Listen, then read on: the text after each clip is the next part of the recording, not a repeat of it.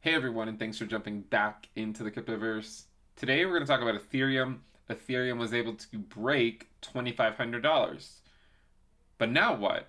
If you guys like the content, please subscribe to the channel, give the video a thumbs up, and also check out the Telegram channel, which you can find a link to in the description below.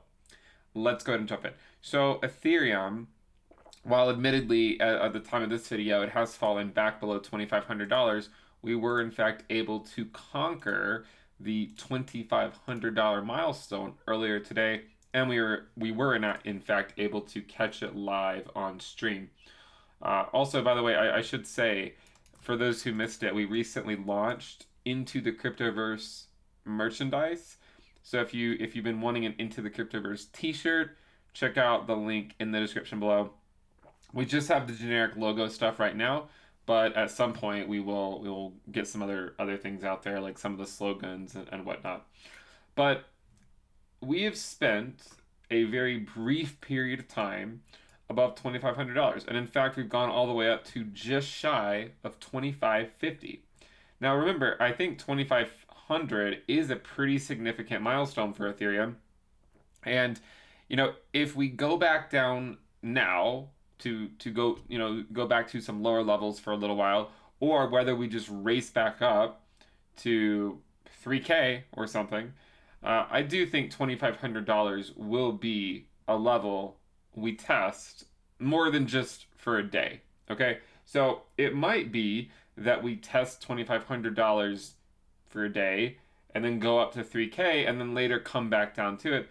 But to me, it seems like that $2,500 level is going to provide some level of it's going to be on our minds for a while. I think kind of like $1,400 was, kind of like $2,000 was. Now we're at a modest $2,500, and we'll see if we can push higher. And if we don't, then it just sort of becomes our new $2,000 that we have to get past. And now instead of 2,000, it's at $2,500. But I think it's time for some very dubious short-term price speculation. Okay, and the reason we're going to do this is because we've made it to 2K, we've made it to $2,500. We first broke through 1,000, then 1,400, then 2K, then 2,500, and then it's like, well, now what, right? Once you get to these milestones, you kind of like look around and you're like, all right, well, what's next? So, fortunately for us, there is still theoretical upside just in our general uptrend channel. This is on a linear scale.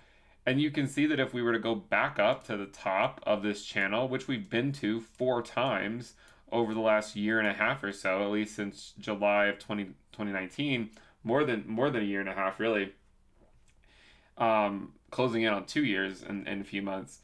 If we go back up to the top of it, where would that put us at the current Bitcoin valuation? Okay, because we're not saying that Bitcoin is necessarily constant. We know it's not. But if we just went up at the current Bitcoin valuation, what would be our theoretical upside? Well, you'd be looking at around 30%. And this is a Bitcoin valuation of about 0.052. Bitcoin's currently at 62,500 or so. So 0.052 times 62.5 sorry, not 625,000, 62.5 would put us at a 3250 Ethereum. Remember though, we have to remember that Ethereum, this calculation is a function of Bitcoin's price. Okay, we know that it's a function of Bitcoin's price. Back from our chemistry 101 days, our stoichiometry, if you have Ether over Bitcoin, you just multiply that by Bitcoin over USD, and then you cross these out, and then you get Ether USD. But we know that this calculation depends on the price of Bitcoin, which is not constant.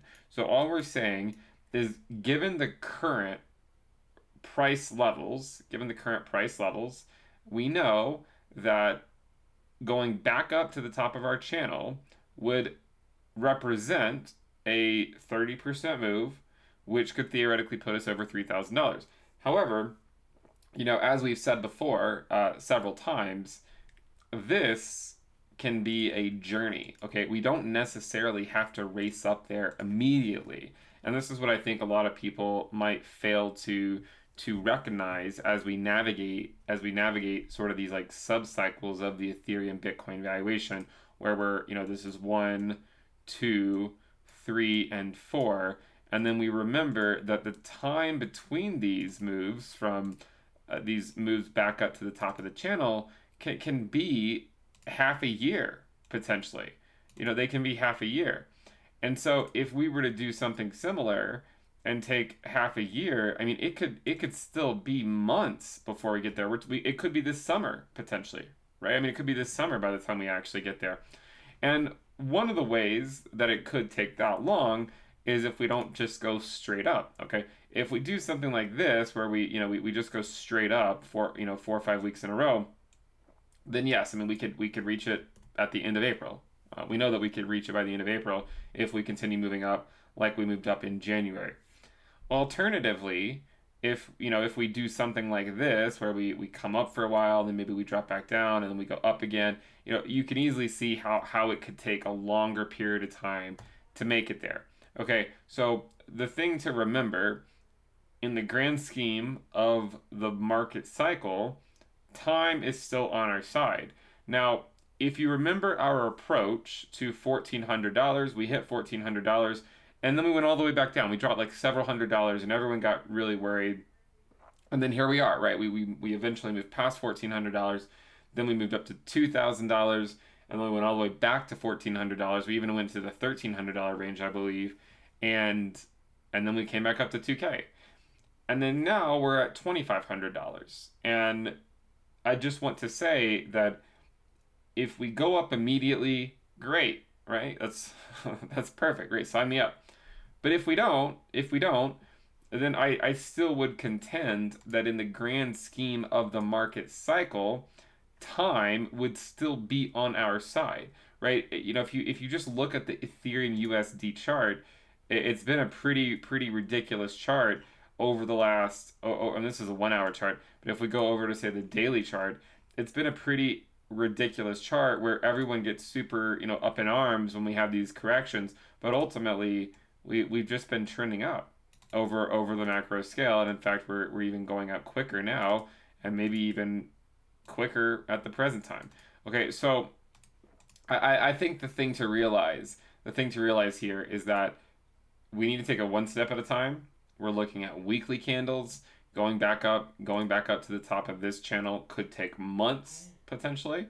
If you look at it on a logarithmic scale, I've talked about this green rectangle. We've had this green rectangle drawn on the channel for a year and a half, maybe even longer than a year and a half at this point.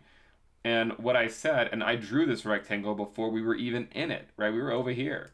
And I said, this is probably going to be the reaccumulation phase of the Ether Bitcoin valuation, where during the cycle, we'll spend an extended period of time in this region.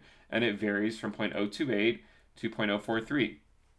If you think I just randomly made this up, I didn't. I did it based on prior cooldown phases, prior peaks, and we used to have a lot of videos on that. So it wasn't just made arbitrarily speaking. I actually did base it off of something.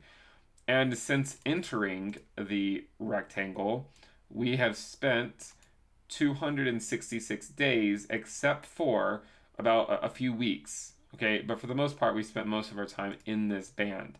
And then we're also looking at our general uptrend channel, which we've fallen below it twice, here and here, but ultimately we were able to make it back in our general uptrend channel after a few weeks of capitulating against Bitcoin. And so the same thing holds, whether you're looking at it on a log scale or a linear scale, you're talking about a potential 30-something% move to get back to the top of the channel.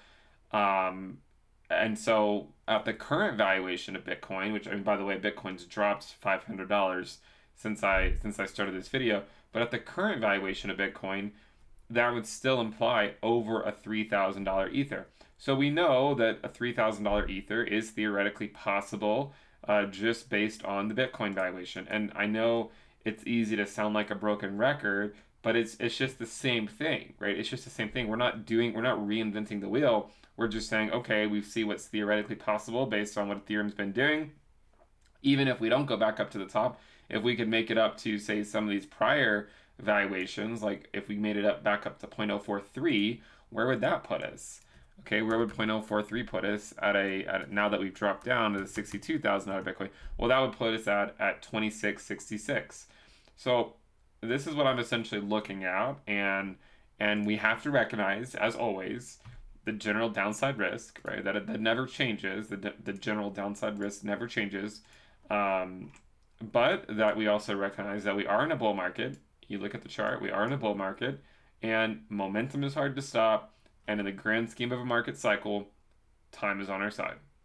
So if you guys like the content, make sure you subscribe to the channel. Check out the premium list. You can find a link to that in the description below into thecryptoverse.com. You'll get access to the weekly reports and videos, the Telegram alerts channel, the Telegram chat room, the risk dashboard, the Into the Cryptoverse app. We have an upcoming Into the Cryptoverse NFT. So this is for the premium list. So if you guys want to get access to that, make sure you guys sign up pretty soon. And at the very least, subscribe to the channel. And we also have we've also recently launched the merch store, if you will. And it's just store.intothecryptoverse.com. You can find a link to it in the description below. But thank you guys for tuning in, and give the video a thumbs up. I will see you next time. Bye.